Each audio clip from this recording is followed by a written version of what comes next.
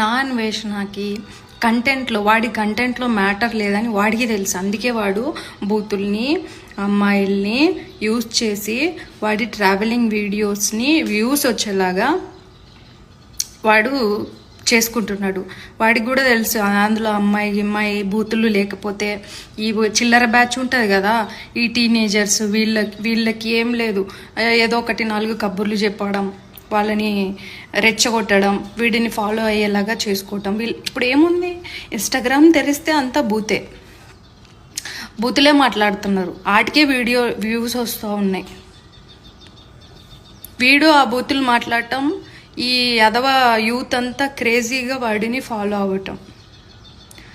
కొంచెం కూడా రెస్పెక్ట్ లేదు ఉమెన్ అంటే.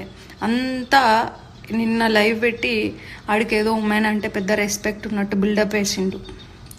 వీడికి ఉమెన్ అంటే రెస్పెక్ట్ లేదు.